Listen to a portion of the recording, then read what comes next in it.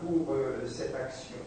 Mais l'IDEF se poursuit aussi à travers ces sections locales qui sont actives, notamment la section belge, qui se réunit régulièrement sous la présidence du sénateur Sélex, qui a été anobli par Sa Majesté le Roi des Belges au cours de l'année 2001 et qui en est devenu baron, je crois qu'on dit baron du royaume, probablement. Donc, j'adresse en votre nom, si vous le permettez, nos chaleureuses félicitations au sénateur baron, le baron sénateur peut-être, c'est plus important baron d'abord, et qui est un fidèle assistant de nos travaux et qui contribue beaucoup à la succès.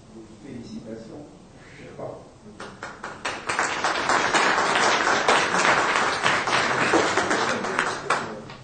Les sections locales poursuivent leur activité et nous devons saluer spécialement celle du Togo qui est emmenée par un dynamique avocat, maître Sylvain Pato, qui a pris un bâton de pèlerin pour aller redynamiser toutes les sections africaines subsahariennes. Et nous nous attendons beaucoup de lui sur ce terrain. Plus près de nous, tout au moins quand nous sommes à Paris, en Roumanie, Mme Statescu fait de gros efforts aussi pour faire vivre notre tradition juridique et elle a souvent reçu des membres de l'IDEF, notamment le président Blanquet, pour nous associer à ces travaux.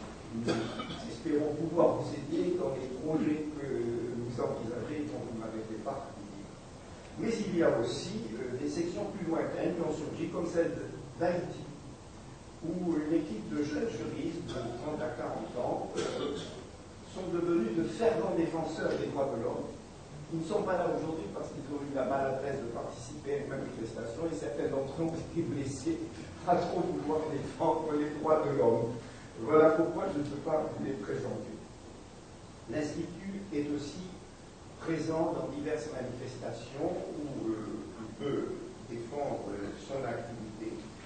Nous avions pris place dans un comité de défense de la langue française pour que cette langue devienne la langue de référence au sein de l'Union européenne pour la matière juridique, qu'avait créé le regretté Maurice Boulon.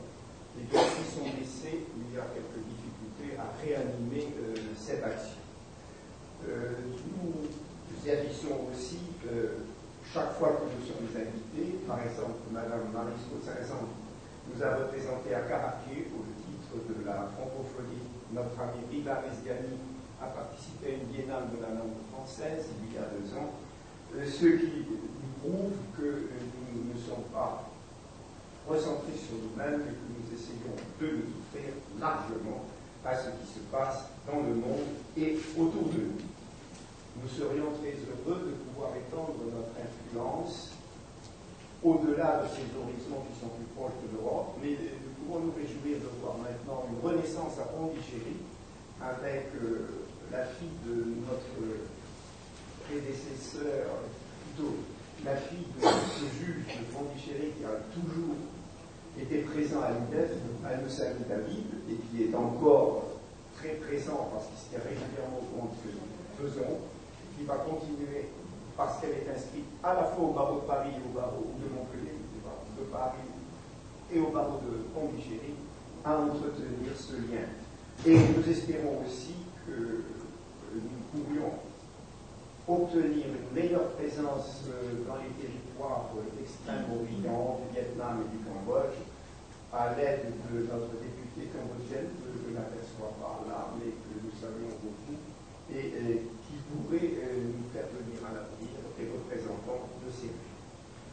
Après ce tableau qui a pu être mis sur pied, comme je le disais en commençant, avec l'appui du président Soro, mais aussi avec l'appui des pouvoirs publics français qui nous hébergeaient 27 rue Oudinot depuis la création, et avec l'appui des mêmes pouvoirs publics qui avaient mis à notre disposition par délégation Mme Monique Ouada, qui a assumé de nombreuses années la tâche de secrétaire et qui vient de prendre sa retraite après des services très dévoués pour lesquels je vous demande de lui rendre hommage afin que je puisse lui transmettre combien l'Assemblée a partagé ce sentiment que je lui manifeste régulièrement.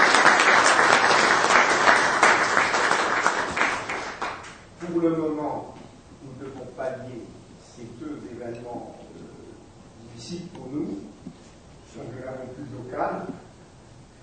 Le courrier est adressé chez moi et je le loge chez Madame Cossin-Nantes pour le conserver moi-même. Nous espérons que nous trouverons une solution à cette difficulté. Un mot terminé, le comité directeur ne suppose pas de renouvellement de cette année. Par conséquent, nous n'avons pas d'élection à faire, sauf celle qui s'annonce, mais n'est pas de l'objet pour l'instant de la conclusion du rapport. Merci de votre attention.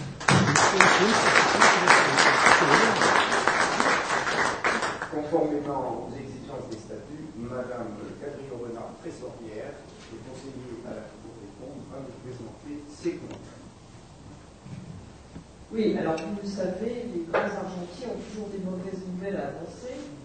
Je n'ai beau être qu'une petite argentière, je vous annoncerai des nouvelles qui ne sont pas meilleures. Alors, ne faites pas comme à Sparte, n'assassinez pas le porteur de mauvaises nouvelles, sinon vous n'aurez plus de trésorerie. Bon, l'IDEF ne va pas bien financièrement. L'IDEF a beaucoup d'activités, mais financièrement, les choses sont difficiles, parce que nous dépendons essentiellement des subventions publiques, et que, compte tenu de la situation économique, elles se font plus que rares, et de toute façon, depuis un certain nombre d'années, ces subventions sont données pour des actions. C'est-à-dire qu'entre deux actions, entre deux congrès par exemple, nous avons énormément de mal à obtenir de quoi vivre, de quoi participer à des colloques, de quoi publier, de quoi maintenir le site internet, car malgré tout il faut payer. Je n'entrerai pas dans les détails, vous avez le rapport financier, mais il faut tenir compte de cette réalité. Alors, face à cela, plusieurs choses. C'est vrai que cette année, nous avons été obligés de restreindre considérablement la venue de nos collègues. Nous n'avons accepté qu'un déplacement par section. Nous savons que cela restreint les possibilités. Nous espérons qu'un jour, nous pourrons revenir aux pratiques anciennes consistant à rembourser le déplacement de plusieurs collègues, non pas un seul. Mais nous comptons sur vous tous pour comprendre que si nous voulons survivre, il faut nous adapter. Et ça a été le vote que nous avons choisi. Par ailleurs, chers collègues, chers amis, il faut le dire à voix haute, les cotisations de l'IDEF sont beaucoup trop basses. Quand vous comparez à des organisations internationales comparables, les cotisations sont hautes, et d'autre part, elles sont payées par les membres. Alors que vous le savez, beaucoup d'entre vous sont rappelés à l'ordre par le trésorier, et beaucoup d'entre vous ne payent pas toujours la cotisation. C'est un appel à votre fidélité et à votre sens de la survie de l'association que je fais en vous demandant de bien vouloir être là.